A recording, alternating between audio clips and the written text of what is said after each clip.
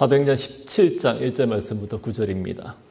네, 한 절씩 읽겠습니다. 그들이 암비볼리와 아볼로니아로 다녀가 데살로니가에 이르니 거기 유대인의 회당이 있는지라 바울이 자기의 관례대로 그들에 들어가서 새 안식일에 성경을 가지고 강론하며 뜻을 풀어 그리스도가 해를 받고 죽은 자 가운데서 다시 살아나야 할 것을 증언하고 이르시되 내가 너희에게 전하는 이 예수가 곧 그리스도라 하니 그 중에 어떤 사람 곧 경건한 헬라인의 큰 무리와 적지 않은 귀부인도 권함을 받고 바울과 실라를 따르나 그러나 유대인들은 시기하여 저자의 어떤 불량한 사람들을 데리고 때를 지어 성을 소동하게 하여 야손의 집에 침입하여 그들을 백성에게 끌어내려고 찾았으나 발견하지 못하며 야손과 및 형제들을 끌고 읍장들 앞에 가서 소리질러 이르되 천하를 어지럽게 하던 이 사람들이 여기도 이르매 야손이 그들을 맞아들였도다. 이 사람들이 다 가이사의 명을 거역하여 말하되 다른 임금 곧 예수라는 이가 있다 하더이다 하니 무리와 읍장들이 이 말을 듣고 소동하여 야손과 그 나머지 사람들에게 보석금을 받고 놓아주니라. 아멘. 네, 복음은 우리의 삶을 변화시키는 하나님의 능력입니다. 교회의 역사는 세상적인 그런 가치관, 세계관과에 끊임없이 복음이 충돌하고 또 그로 인해서 박해가 일어나고 순교의 그런 흔적들이 구석구석 깊이 있게 새겨진 그런 역사라고 할 수 있습니다. 우리가 지금 오늘로 4주째인데 교회 역사를 쭉 제 초대교육 때부터 살피고 있습니다. 근데 그 가운데 너무나 많은 고난의 역사들이 있어요. 또 어두운 부분들이 분명히 있습니다. 그 모든 것들의 이유는 복음은 세상에 반하는 것이기 때문입니다. 특히 초대교회는 세상과의 그 충돌의 그 박해의 역사가 너무나도 극명하게 드러났던 시대라고 할 수 있습니다. 당시 로마 제국은 황제를 신으로 숭배할 것을 요구했던 시대였습니다. 하지만 성도들은 어떻습니까? 예수 그리스도만이 주다. 큐리어스 예수스. 예수가 큐리어스 주다. 예수만이 신이다, 왕이다 라고 고백하면서 황제 숭배를 거부했습니다. 그로 인해서 성도들은 체포되었고요. 심지어 목숨을 잃기도 하였습니다. 그러나 그들은 그런 죽음의 현장에서 세상과 타협하지 않았습니다. 그들의 신앙은 단순한 구호가 아니라 삶의 중심이었기 때문입니다. 한 가지 예를 들어볼까요? 고대 로마에서는 원하지 않는 그런 아기가 태어났을 때 그 아이를 얼마든지 버리고 죽일 수 있는 것이 법으로 정해져 있었습니다. 만약에 그 당시는 강력한 남자가 세상을 다스리는 그런 남성 위주의 사회였기 때문에 여자아이가 태어나면 그 아이가 마음에 안 들면 버리도록 되어 있어요. 또 아이가 장애를 가지고 태어났어요. 약한 아이니까 이 아이는 죽여도 괜찮아요. 버렸고 또 버린 아이를 누군가는 주워다가 그 아이를 노예로 팔고 그런 것이 너무나 자연스러웠던 그런 시대였습니다. 그 대표적인 예가 2세기의 기독교 문서 중에 헤르메스의 목자라는 책을 쓴 헤르메스라는 사람이 있습니다. 이 아이가 원래 이 사람이 버려진 아기였어요. 근데 노예 상인이 이 아이를 주었습니다. 그래서 키웠어요. 근데 노예로 파여나갔는데 그 파여나간 노예를 로다라는 성도가 이 헤르메스를 사다가 자기의 자녀로 양자로 삼아서 잘 키웠습니다. 그리고 이분이 이제 목자라는 기독교 초대 역사에서 유명한 그런 신앙 서적을 썼던 그런 인물이 되었습니다. 불행한 출생이었지만 기독교 작가가 된 건 어떻게 보면 기적과 같은 일이었어요. 무엇을 보여주는 거죠? 당시의 사회가 그랬다는 거예요. 이런 모습은 이렇게 그리스도인이 세상의 가치와 세상에서 말하는 것들에 반하면서 그것이 아니다라고 살아갔던 것들 세상에서는 이해받지 못했습니다. 그래서 그리스도인, 이 기독교 공동체를 세상에서는 이상한 집단이라고 여겼어요. 또 사회에 그동안 쌓아왔던 사회 질서를 붕괴시키는 그런 악한 세력이다라고 간주하였습니다. 그렇게 초대에서 교회 성도들 많은 어려움을 겪었어요. 300년의 기독교 역사 동안, 초대교회 역사 동안 그들은 어둠을 피해서 땅속으로 기어들어갔고요. 또 관계를 여러 가지 세상적인 그런 이익과 그런 가치들에서 소외당한 채로 불이익을 당하면서 살아왔습니다. 오늘 말씀 속에 소개되는 사도 바울 역시 그래요. 그는 예수 그리스도의 고난과 부활을 증거하면서 메시아가 단순히 이제껏 유대인들이 기다려왔던 정치적인 그런 해방자가 아니라 죄와 사망으로부터 우리를 구원하실 유일한 분이심을 바울은 가르쳤습니다. 그런 바울의 가르침에 사람들은 어떻게 반응했습니까?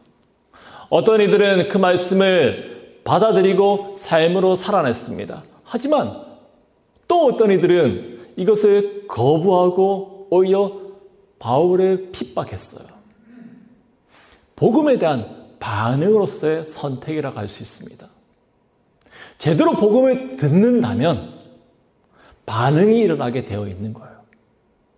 긍정이든지 부정이든지. 여러분들의 선택지는 어떻습니까? 오늘 바울의 사역을 통해서 복음 앞에서 우리는 어떤 태도를 가져야 할 것인가에 대한 문제를 잠시 동안 살펴보기를 원합니다. 1절 말씀, 그들이 암비볼리와 아볼로니아로 다녀가 데살로니가 이르니 거기 유대인의 회당이 있는지라. 아멘. 바울은 빌립보에서 출발하여서 걸어서 암비볼리라는 곳을 지났고요. 아볼로니아를 또 지나서 데살로니가에 이르렀습니다. 빌립보에서 데살로니가에 이르는 그 길 160km 되는 그런 긴 거리였습니다. 그런데 이 여정이 그냥 건강하니까 걷는 것도 참 힘들었을 거예요. 짧지 않은 길입니다. 바울은 빌립보에서 어떤 상태였어요? 모함 때문에 모진 매를 맞고 감옥에 갇혔습니다. 하지만 하나님께서는 그 감옥을 뒤흔들고 감옥 문을 열고 또 묶인 쇠사슬을 푸는 그런 기적의 역사를 하나님께서 행하셨습니다. 우리가 확인했던 것처럼 이 기적의 역사는 바울을 감옥으로부터 해방시킨다. 그것이 아니라 간수가, 그 감옥을 지키고 있던 간수가 복음으로 해방되는 그런 역사였습니다. 죄와 죽음의 노예였던 이 간수와 그 가족 모두를 구원하기 위한 하나님의 계획이었다는 거죠. 그런데 날이 밝았어요. 바울은 그런데 빌립보를 떠날 수밖에 없었습니다. 바울이 로마 사람이라는 사실을 안 간수의 그 상관들이 바울에게 찾아와서 이 지역을 제발 좀, 이 빌립보를 떠나달라라고 간곡히 요청을 했기 때문이에요. 로마 사람, 로마 시민권을 가지고 있는 것이 굉장히 무게감이 있었던 것 같아요. 어떤 해가 일어날까 봐, 어떤 두려움 때문에 바울로 하여금 그곳에서 떠나달라라고 요청을 했어요. 매를 맞고 감옥에 갇혔다가 그 다음 날입니다. 어설프게 맞지 않았을 거예요. 육신적으로 얼마나 힘들었겠습니까? 심적으로는 또 어땠을까요? 놀라운 기적이 일어났고 또 더불어서 복음이 전하여졌습니다. 세례를 받은 이들이 생겨났습니다. 이제부터가 시작인데 이제 저 연약한 이들을 누가 돌보고 누가 양육할 것인가? 그런 영적인 부담감이 그에게 있지 않았겠습니까? 하지만 바울은 자신의 발걸음을 인도하시는 분은 성령 하나님이라는 사실을 그는 분명히 알고 있었습니다. 이 사실을 너무나도 잘 알고 있었기에 모든 걱정과 두려움들을 뒤로하면서 복음 때문에 성령에 이끌려서 그 발길, 복음을 전하는 그 발길이 되어서 그 길을 떠났다라고 볼 수 있습니다. 그렇게 도착한 곳이 데살로니가 지역이었어요. 그곳에 도착하자마자 바울이 향한 곳이 어디였습니까? 1절이죠. 데살로니가에 이르니 거기 유대인의 회당이 있는지라. 회당이었어요. 바울은 이 회당을 거점으로 해서 먼저 유대인에게 복음을 전하기 위함이었습니다. 바울은 늘 하던 대로였어요. 가는 곳곳마다 회당을 찾아가서 성경을 여기서 성경은 구약입니다. 성경을 가르치면서 그리스도가 구약에서 그 예언되었던 그 모든 메시아가 바로 이분이다, 예수다라는 사실을 증거하며 가르치기 시작했다는 거죠. 여러분, 이 장면이, 이 한 구절이 얼마나 여러분들에게 큰 도전이 되십니까? 당시 데살로니가는 아주 번창한 국제적인 도시였어요. 볼거리, 즐길거리 참 많았을 겁니다. 그리고 바울은 160km 너무나도 긴 거리를 걸어서 겨우 도착했어요. 지칠 대로 지쳤을 거예요. 근데 그가 찾아간 곳이 다른 곳이 아니라 바로 회당부터 찾아 들어갔다는 거죠. 회당으로 달려갔어요. 무엇 때문입니까? 복음을 전하기 위해서요. 예수님 때문이에요. 그의 발걸음을 움직이는 것은, 그 이유가 되는 것은 오직 복음이었다. 이 하나의 사실이 얼마나 우리에게 큰 도전이 아닌가 싶어요. 여러분들의 삶의 가치와 여러분들 가는 발걸음과 모든 이유들의 목적이 복음에 있기를 간절히 소망합니다. 예수 그리스도가 여러분들의 삶의 이유가 되기를 소망합니다. 사실은 사도 바울은 전도 여행 중에 방문한 지역에 회당이 있으면 꼭 그곳에 방문하였습니다. 회당은 유대인들이 모이는 장소이기도 하였지만 성경을 읽고 그들이 또 기도하는 그런 장소였어요. 바울은 이곳에서 구약 성경을 가지고 예수 그리스도가 메시아다, 그것을 유대인들에게 설명했습니다. 이것은 바울에게서 전도 전략이었어요. 그의 사역 전체에 걸쳐서 계속 반복됩니다. 사도행전 13장에 보면은 BCD 안디옥에서 회당을 방문하여서 똑같이 구약의 말씀을 가르쳤습니다. 그리고 핍박을 당해요. 18장 5절 말씀 보니까 성경을 가지고 예수는 그리스도라고 밝히 증언하니라. 고린도 회당에서 있었던 일이에요. 고린도 지역에 들어가서 회당에서도 성경을 가지고, 구약 성경을 가지고 예수 그리스도, 예수는 그리스도, 예수는 메시아다라는 사실을 밝히 해석하여서 가르쳤다라는 거죠. 유대인들을 설득한 거예요. 이제껏 당신들이 읽고 기다렸던 이가 예수다. 그런데 회당은 그리 만만한 곳이 아니었습니다. 바울이 구약으로 복음을 전할 수 있는 그런 기회를 얻을 수 있는 그런 곳이었지만 동시에 강한 반발이 또한 일어나는 장소였습니다. 회당에서 바울이 전한 메시지를 들었던 유대인들은 그를 핍박하고 쫓아내려고 하였습니다. 그럼에도 바울은 그런 반복적인 일들이 이쪽 회당에서 저쪽 회당으로 가는 곳곳마다 일어나지만은 복음을 전하는 일을 멈추지 않았다는 거죠. 그의 삶의 이유는 복음에 있었기 때문이에요. 17장 5절 말씀. 그러나 유대인들은 시기하여 저자의 어떤 불량한 사람들을 데리고 떼를 지어 성을 소동하게 하여 야손의 집에 침입하여 그들의 백성에게 끌어내려고 찾았으나 데살로니가의 유대인들, 이들은 바울의 가르침에 지금 노여워하고 있습니다. 너무나 화가 나서 사람들을 동원합니다. 불량배를 동원하여서 폭동을 일으켰어요. 그럼에도 불구하고 결과적으로 바울이 전한 복음은 힘을 잃어버리고 사라지지 않았습니다.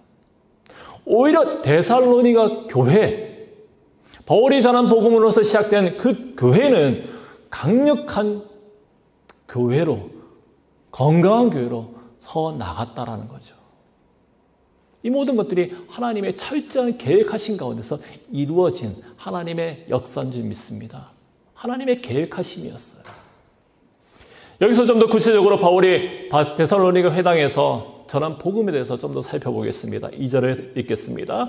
바울이 자기의 관례대로 그들에게 들어가서 새 안식일에 성경을 가지고 강론하며, 이 구절에서도 관례대로라는 그런 표현을 쓰고 있어요. 앞서 설명해 드린 것처럼 전략적으로 회당을 방문했다는 겁니다.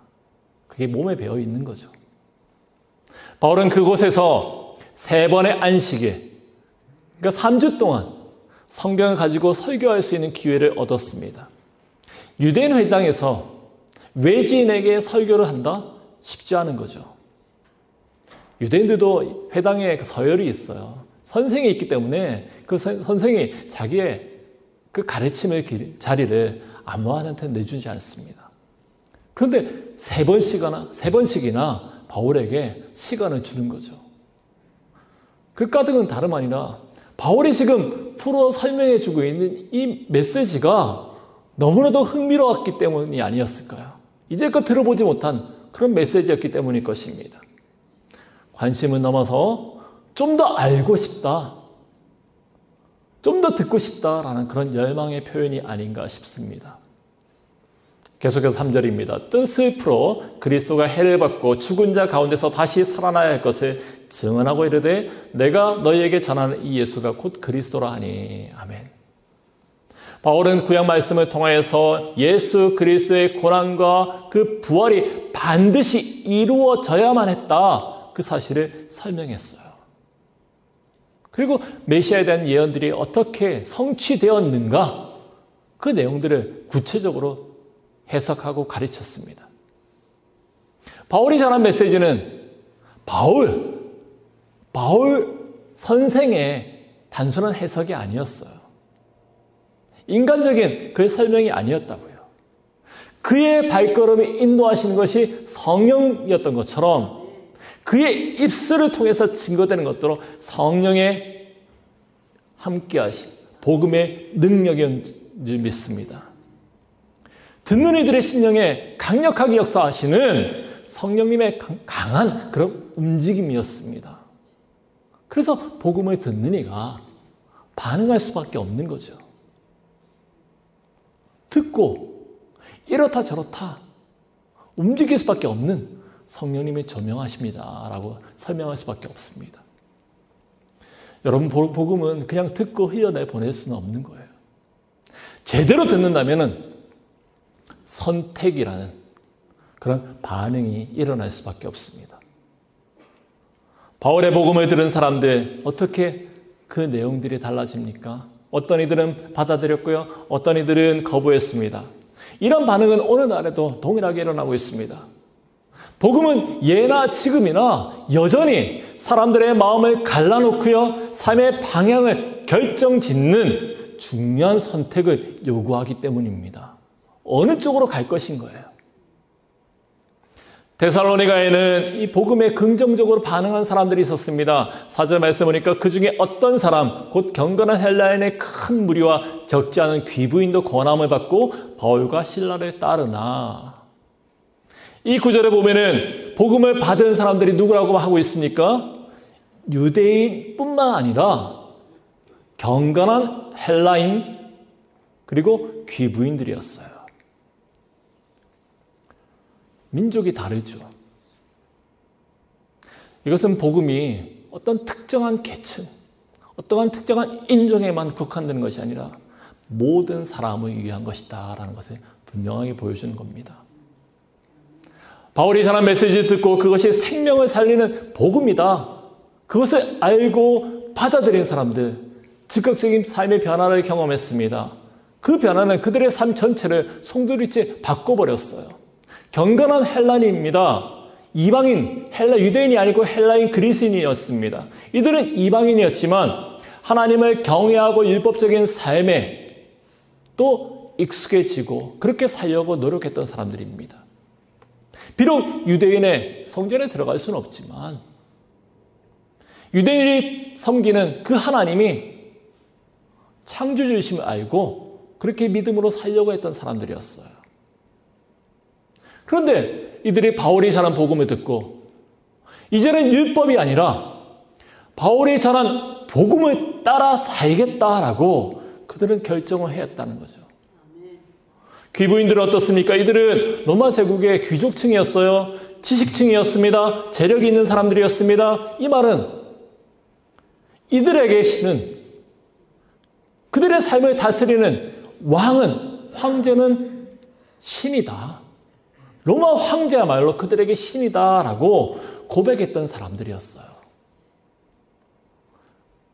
그런데 이들이 바울과 신라를 따라서 자신들의 신을, 주인을 바꾸기로 작정하고 있습니다.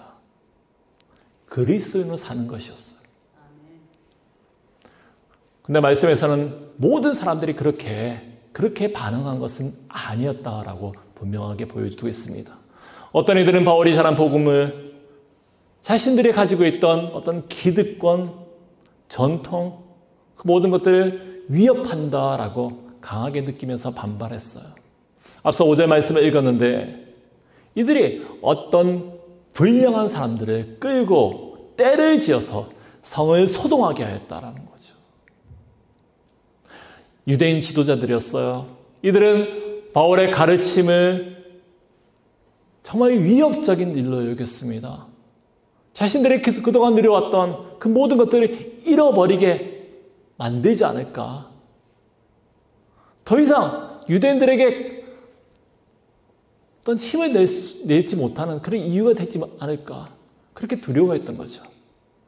그렇게 두려움에 사로잡힌 사람들, 세상적인 방법을 동원해요. 종교 지도자들이었잖아요. 여전히 말씀을 읽고 말씀을 묵상하고 말씀을 가르치고 기도하는 사람들이었어요. 그런데 이들의 방법이 어떻습니까? 세상적인 방법이죠. 세상에 불량한 사람들, 깡패들을 동원해서 폭력적인 방법으로 그 세상을 소동하게 만들었다는 겁니다. 그렇게 바울을 체포하려고 하였어요. 이것이 단적으로 뭘 보여주는 거죠? 복음이 그만큼 세상을 뒤집어 엎는 그런 강력한 능력이 된다라는 겁니다.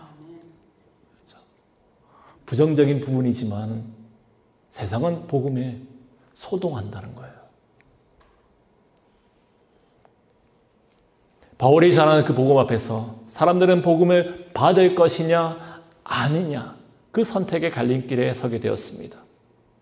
복음을 받아들인 사람들은 기존의 가치관, 삶의 방식들을 다 내려놓고 새로운 신앙 공동체 가운데서 하나님을 따라 살기로 작정하였습니다. 분명 그들은 신앙을 지키기 위해서 사회적인, 경제적인 불이익들 감수하고 포기하며 살아야만 했습니다. 반면에 복음을 거부한 사람들, 이들은 자신들이 익숙했던 그런 전통, 사회적인 지위를 잘 유지하면서 그렇게 살아갔던 거예요. 오늘도 우리는 같은 질문을 마주해야 합니다. 우리는 어떤 선택을 할 것인가요? 예수님께서는 분명하게 말씀하셨죠. 마태복음 7장 13절 이하에서 좁은 문으로 들어가라고요. 생명으로 인도하는 문은 좁고 길이 협착해서 찾는 이가 적다라는 거예요. 끼어서 들어가는 게 아니라 힘들게 빠져나갈 수밖에 없는 불편한 길이라는 거예요. 너무나도 어려운 길이라는 거죠. 여러분들 복음을 받아들이는 것, 복음으로 사는 것은 분명 좁고 힘든 길일 수 있어요. 하지만 그 길은 생명으로 인도하는 길이 되는 줄 믿습니다. 여러분은 지금 어떤 문 앞에 있습니까? 어떤 길 앞에 서 있습니까? 복음을 듣고서도 세상의 방식에 머물면서 머뭇거리고 있습니까? 아니면은 결단한 가운데 나는 좁은 문으로 좁은 길로 가겠습니다 라고 여러분들의 가는 길을 정하고 있습니까? 오늘 이 말씀 앞에서 우리는 복음 앞에서 분명한 선택을 내려야 되는 줄 믿습니다. 우리에게 주님께서 말씀하시는 건 그거예요. 어느 길을 선택할 것인가 지금 택하라는 거죠. 근데 우리의 실상은 어떻습니까? 좁은 길이에요. 협착한 길이에요.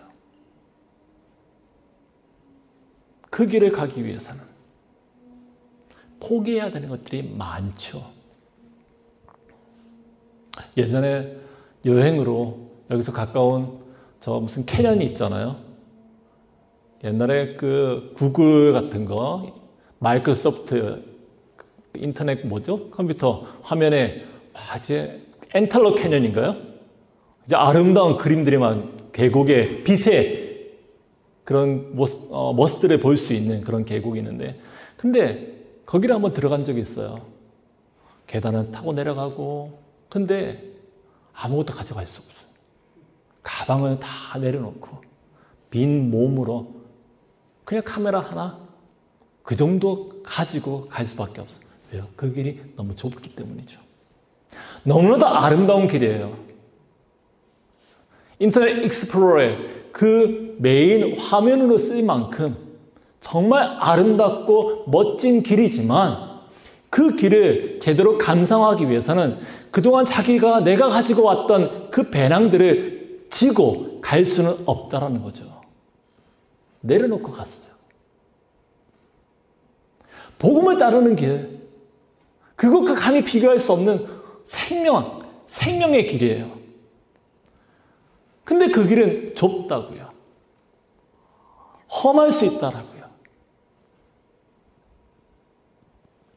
그럼에도 우리의 선택은 나는 생명으로 가겠습니다 라는 그런 선택이 우리 가운데 있기를 원합니다. 복음은요, 우리의 삶의 중심을 하나님께로 옮겨놓는 결단이라고 할 수 있습니다. 반면에 세상의 넓은 길에는 사람들이 많습니다. 편안해 보입니다. 그렇지만 결국에는 멸망으로, 죽음으로 가는 길이 되는 것입니다. 오늘 우리도 같은 선택을 마주하고 있어요. 복음 앞에서. 일찍이 초대교회 성도들이 그 모든 어려운 가운데서도 세상의 황제는 신이다. 로마의 황제는 신이다. 신은 황제밖에 없다. 황제를 섬겨야 된다라는 그 주장 앞에서 예수 그리스도만이 나의 유일한 신이 되십니다. 나의 주인이십니다. 그렇게 고백하였던 것처럼 우리의 고백과 결단이 예수는 그리스도입니다. 예수는 나의 구주이십니다. 라는 그런 동일한 결단으로, 그런 고백으로 나오기를 간절히 소망합니다. 사랑하는 여러분, 그렇게 주님을 선택하기로 결정했다면 우리는 어떻게 신앙적인 방향들을 만들어 나가야 될까? 우리의 방향들은 어떤 것으로 행해야 될까요? 첫 번째는 말씀이에요. 말씀을 깊이 연구하고 확신을 가지는 말씀으로 삶을 살겠다라는 그런 선택을 살아야 되는 거죠. 사도행전 17장 11절 말씀에서는 이렇게 증거합니다. 이 사람들은 데살로니가에 있는 사람들보다 더 신사적이어서 간절한 마음으로 말씀을 받고 이것이 그러한가요? 날마다 성경을 상고함으로. 데살로니가 다음에 갔던 베레아에 있던 성도들의 모습이에요. 우리는 하나님의 말씀을 통해서 그분의 뜻을 분별하고 복음의 진리를 깊이 깨달아야 할 줄을 믿습니다. 말씀을 연구하는 것이 그냥 지식으로 배우는 것이 아니에요. 말씀을 배운다는 것은 우리의 삶을 말씀 위에 세워나가는 겁니다. 세워나가는 거예요. 한순간에 완성되는 것이 아니라 주님 앞에 서는 그날까지 계속해서 세워나가는 거예요. 우리가 예수 믿어 구원을 받았잖아요. 근데 그것이 끝이 아닌 거죠. 예수 그리스도를 믿는다, 그래서 구원을 받았다라는 것은 이제 시작이에요. 그래서 우리가 이 땅 가운데 살아가면서 예수님의 사람답게 그리스도인으로서 살아가기를 결단하고 또 세워나가고 성장하고 변화되고 그러면서 또 넘어지기도 하고 다시 일어나는 그런 과정을 우리가 살아나가는 거예요. 그 가운데 가장 필수적인 것이 뭐겠습니까? 하나님 말씀이에요. 날마다 말씀이 그러한가 하여서. 세상은 너무나도 우리에게 익숙한 것으로 우리를 속입니다. 편한 것으로 우리에게 제시해요. 그런 가운데서도 말씀이 정말 말하는 것이 무엇인가, 하나님의 뜻이 무엇인가, 그리스도인의 삶이라는 것이 어떤 것인가 라고 날마다 그러한가 하고 우리는 분별하고 그 뜻을 쫓아 나가야 되는 그런 삶이 우리 삶의 방향이 되어야 한다는 것입니다. 두 번째로 복음을 그렇게 우리가 붙들고 나간 이 복음을 삶으로 증거하는 것을 선택해야 돼요. 예수님께서 제자들에게 말씀하셨지 않습니까? 누가복음 24장 48절 말씀에서 너희가 이 모든 일의 증인이라고요. 제자들이 예수님한테 듣고 보고 배운 그 모든 일들에 너희 제자들 모두가 증인이라고요. 사람들 앞에서 증거하라는 거예요. 그것이 사실이라고요. 예수 그리스도의 그 복음이 생명이라고요. 왜 우리가 그것을 믿음으로 고백하고 있기 때문에 내가 알고 있는 이 복음이 진짜라고요. 우리는 증거해야 된다는 거죠. 그것이 우리에게 주어진 소명이며 우리가 해야 될 일이 되는 줄 믿습니다. 우리가 예수 그리스도를 따르는 자라고 분명하게 믿음으로 고백하십니까? 그렇다면 우리의 말과 행동을 통해서 복음이 드러나야 할 줄로 믿습니다. 우리의 삶을 통해서 그리스도의 사랑과 진리를 드러내야 되는 거죠. 왜 세상 가운데서 예수 그리스도인인데 왜 그렇게 살고 있지라고 사람들한테 조롱을 받습니까? 왜 교회 안에서만 그리스도인이에요? 매일매일의 삶이, 우리의 일상이 그리스도인으로 살아가는 것이 우리에게 너무나도 중요하다고요. 우리가 그리스도인으로 살아가는 것이 복음을 증거하는 것이기 때문이죠. 모든 우리의 삶의 부분 속에서 만나는 사람들 가운데서 우리가 일하는 곳에서 예수님의 빛을 드러내는 그런 저와 여러분 되기를 간절히 소망합니다. 세 번째로 흔들리지 않는 겁니다. 어떤 고난이나 박해가 있다 할지라도 흔들리지 않기를 결단하는 거예요. 사도행전 14장 22절 말씀 이렇게 말합니다. 우리가 하나님 나라에 들어가려면 많은 환난을 겪어야 할 것이다 라고요. 참된 신앙 어디서 드러나는 거죠? 시련 속에서 드러나게 되어 있습니다. 고난 중에 드러나게 되어 있어요. 왜 그렇죠? 우리가 교회사를 공부하고 있는데 교회사 가운데 가장 우리가 놓치지 말고 봐야 될 것이 바로 그거예요. 분명 교회의 역사는 어려움의 역사입니다. 고난의 역사입니다. 정말 또 교회가 세상으로 나갔을 때 어떻게 타락해 나갔느냐 그것들을 보게 돼요. 그런 가운데서도 믿음을 지켰던 신앙의 선배들은 어떻게 살아왔는지 우리는 보는 거죠. 또 우리가 그렇게 살기를 다짐하는 거예요. 로마 제국 300여 년 동안 313년에 기독교가 공인이 됐어요. 그런 300여 년 동안 그리스도인들이 얼마나 힘들게 살았겠어요. 그런데 그런 힘든 삶 가운데서도 세상은 그들을 보면서 놀랐습니다. 어떻게 저들은 저런 죽임당함과 비참한 상황 가운데서도 믿음을 포기하지 않는가요? 폴리갑이라는 사람이 있었지 않습니까? 83세에 화형당해 죽어요. 그 사람한테 요구하는 것이 그래요.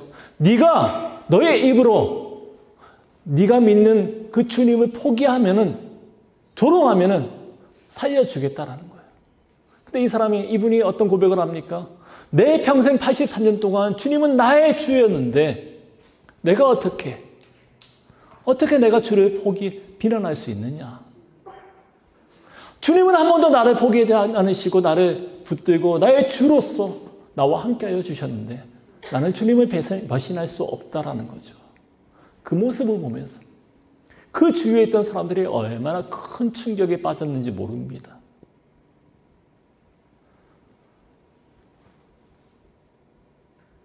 우리의 신앙의 선배들 좁고 험한 길을 갔습니다. 그럼에도 그 길 가운데서 기쁨을 누렸어요. 왜 그렇죠?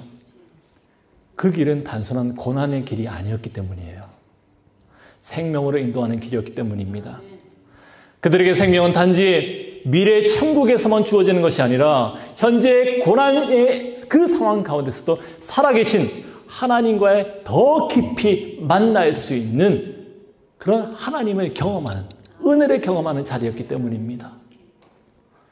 예수님께서 우리를 좁은 길로 그렇게 부르셨어요. 마태복음 16장 24절 말씀에서는 나를 따라오려거든 자기를 부인하고 자기 십자가를 지고 나를 따를 것이니라. 오늘 우리의 선택은 무엇입니까? 복음을 들었지만, 여전히 듣고 있지만 머뭇거리고 계십니까? 복음의 반응이 없는 것은요, 집중하지 않는 거예요. 제대로 듣지 않기 때문이에요. 듣는다면, 복음이 와서 역사한다면 긍정이든 부정이든 반응이 일어나게 되어 있어요. 주님께서 인도하시는 그 좁은 길을 결단하고 따르기를 원하십니까?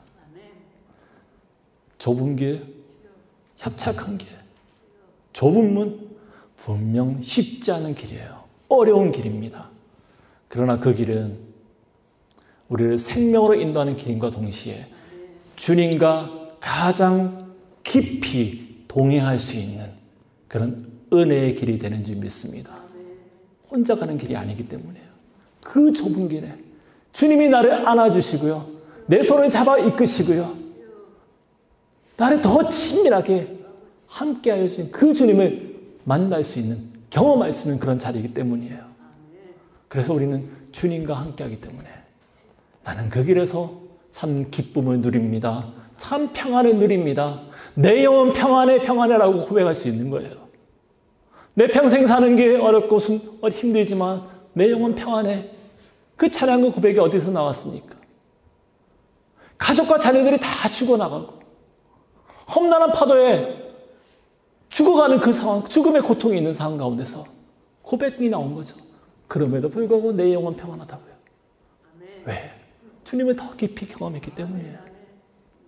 사랑하는 성도 여러분, 복음 앞에서 우리의 선택이 부디 바라길 복음을 부끄러워하지 않기를 간절히 소망하고 축원합니다. 기도하겠습니다.